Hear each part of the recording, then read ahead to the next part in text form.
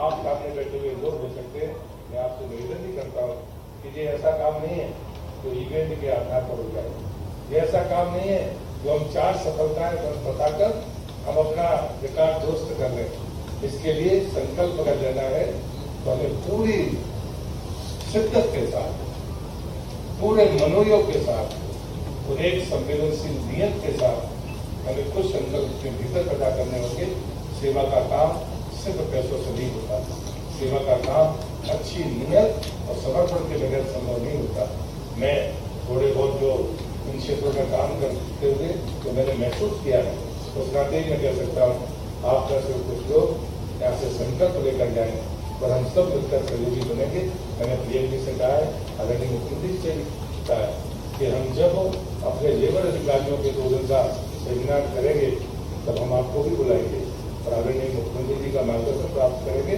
क्या हम नए सिरे से इसके लिए कोई बेहतर अभियान चला सकते हैं। और मुझे लगता है कि हमारी तैयारी है, उस तैयारी में आपका जो विचार और सहयोग और सुझाव होंगे तो हमें ताकत देगा। आपने जो सुना, बहुत बहुत धन्यवाद। भारत माता की जय।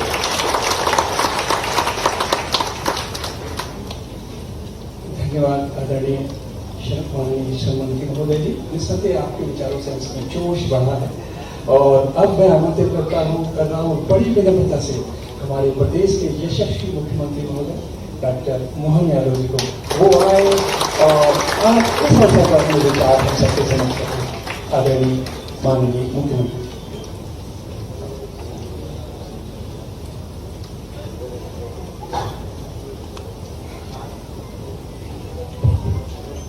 आज के इस कार्यक्रम में मंच पर विराजमान यशस्वी मंत्री लंबे समय से सामाजिक क्षेत्रों में अलग अलग भूमिका निभाते हुए कई दायित्वों का निर्वहन करते थे। अभी हमारे अपने मंत्रिमंडल में श्रम तथा पंचायत ग्रामीण विकास मंत्रालय का काम संभालता जिनने विस्तार से अपनी बात कही श्रीमान प्रहलाद पटेल जी। इस अवसर पर प्रियंक कानूनगो जी, अध्यक्ष राष्ट्रीय बाल आयोग, आपकी भावना से हम सब अवगत हुए हैं। आपने विस्तार से बात कही।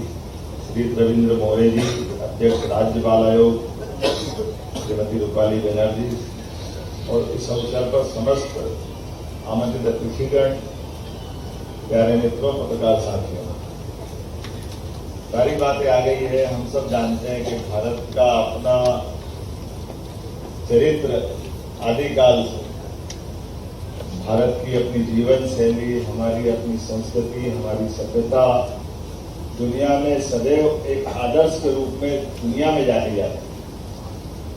इसीलिए कहने के लिए कहते हैं कि भारत दुनिया का विश्व गुरु बनना चाहता है। या उसकी अपनी अगर महत्वाकांक्षा पूछी जाए तो वो कहेगा कि मैं दुनिया का विश्व गुरु बनूंगा। क्या विश्व गुरु का दर्जा उनको मिलेगा? जब विश्व गुरु की बात करते हैं तो विश्व गुरु का अर्थ क्या हुआ? गुरु का अर्थ हमको समझना पड़ेगा।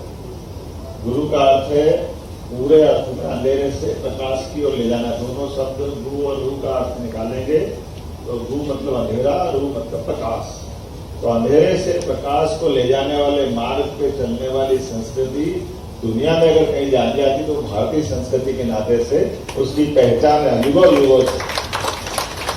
कई सारे देश दुनिया में जो प्रभुसत्ता चाहते हैं, धन चाहते हैं, संपत्ति चाहते हैं, अपना दायरा, अपना प्रभाव चाहते हैं, लेकिन हमारी संस्कृति इतनी उदार है जिसके 2 शब्द में सारी बातें आ जाती, जियो और जीने दो।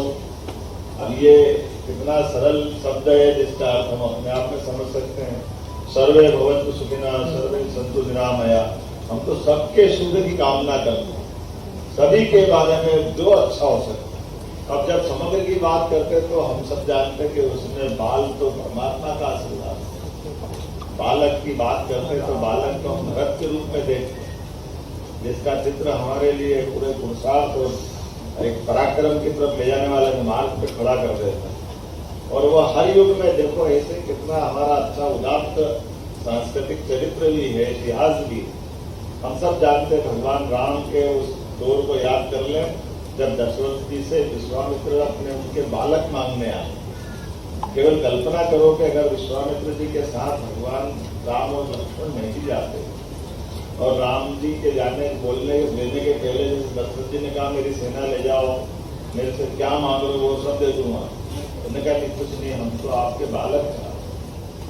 और बालकों के रूप में उन्होंने उनका कितना उज्जवल भविष्य देखा होगा, उनका पराक्रम देखा होगा कि बालक जब घर से कदम बढ़ाते हैं और उनको चुनौती मिलती है, उनके गुरु उनकी क्षमता योग्यता के हिसाब से उनको टारगेट देते हैं, लक्ष्य देते हैं, तो मारिच बहू को तो मारते ही मारते हैं, अपने पराक्रम पुरुषार्थ का झंडा गाड़ते गाड़ते धनुष यज्ञ तक जाते हैं और माता सीता को वर्ण करके लेते हैं। और वो काल हो या 5000 साल पहले भगवान कृष्ण का काल, बालकों के पराक्रम से ही अपना देश का रोम पुलकित आनंदित होता है। भगवान कृष्ण ने कंस को भले मार दिया, लेकिन शिक्षा का महत्व क्या है, ये हमारे आयोग का उस दृष्टि से आपने अध्यक्ष जी ने सही कहा है। 11 साल की उम्र में तभी उसके पहले तो वो गए नहीं किसी आश्रम में, गुरुकुल में शिक्षा विद्या के लिए। लेकिन हमारे यहाँ कोई और देश का इतिहास होगा कि कोई सत्ताधीश को हटाता है तो सत्ताधीश को हटाने के बाद वो अपनी कुर्सी पाता है। लेकिन ये हमारे देश का इतिहास है कि सत्ता से बड़ी कुर्सी है, ये कुर्सी से बड़ी शिक्षा, और शिक्षा से व्यक्ति का समग्र जीवन जाना। केवल कल्पना करें कि कंस के उस घटनाक्रम में भगवान शिक्षा ग्रहण करने नहीं आए, तो उनका विराट स्वरूप, वो पवित्र गीता, कदम कदम पे उनका जीवन का प्रत्येक एक घटनाक्रम, ये क्या इस प्रकार का बन सकता था? लेकिन ये शिक्षा का ही कमाल है। तो शिक्षा के कारण से भगवान का जीवन हम सब के लिए पाथे के रूप में काम आता। और शिक्षा का अनुशासन का भी उदाहरण देख लीजिए। शिक्षा में दक्ष व्यक्ति अपनी सेना भी रखेगा, तो सेना के अनुशासन का सर्वोच्च उदाहरण है। गीता में भगवान अर्जुन के माध्यम से बात रख रहे हैं। तो लोग अपन कहेंगे गीता किसके लिए कही है, तो कई बार मजाक करने वाले बोल देते हैं लोग कि गीता अर्जुन को युद्ध में उकसाने के लिए कही गई, भगवान के बारे में ऐसे मानने वाले। वो युद्ध करना नहीं चाहता था, लेकिन युद्ध करवा करके भगवान माने, ये भी एक पक्ष है। लेकिन ये पक्ष अधूरा। कोई गीता को और या उस दृश्य को अगर थोड़े गहरे ढंग से देखेगा तो आप अंदाज लगा लो भगवान ने उस युद्ध में जितना अपना स्वयं का नुकसान उनका होगा उतना तो अर्जुन का भी नहीं हुआ। भगवान ने गीता के माध्यम से अपनी आत्मा से शास्त्रार्थ किया है।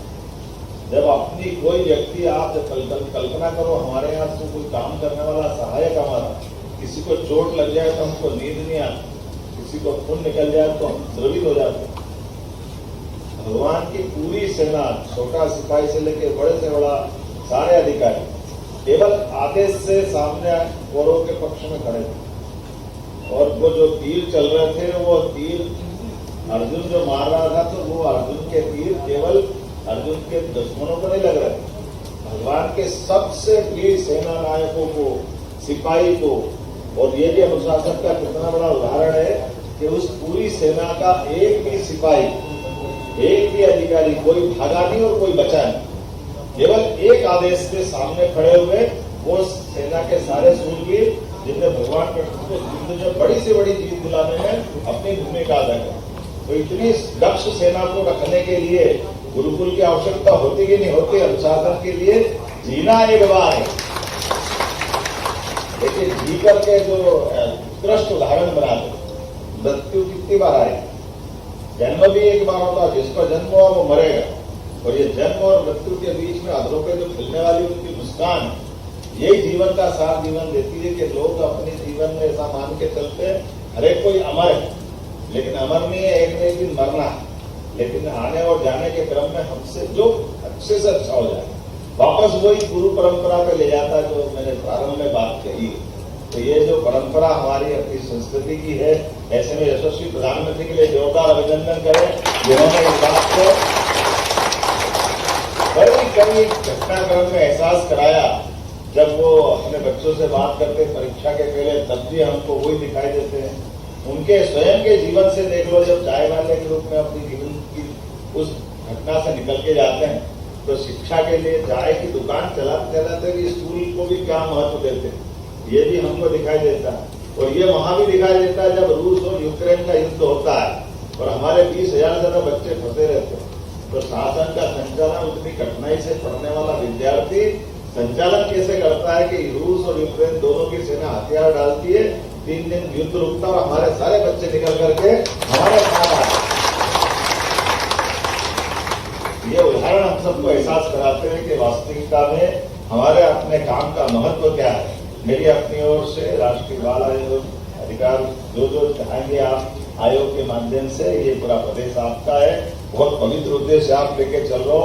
निश्चित रूप से हम सब मिलकर के प्रयास करेंगे कोई भी बच्चा ड्रॉप आउट का शिकार न हो, जिसके जीवन में शिक्षा की जरा सा भी गुंजाइश है वो अपनी शिक्षा में दक्ष होकर निकले। बहुत बहुत धन्यवाद। भारत माता की धन्यवाद माननीय मुख्यमंत्री जी का, क्योंकि उद्बोधन से निस्संदेह हम सब बहुत ही प्रभावित हुए और छोटे छोटे एग्जाम्पल से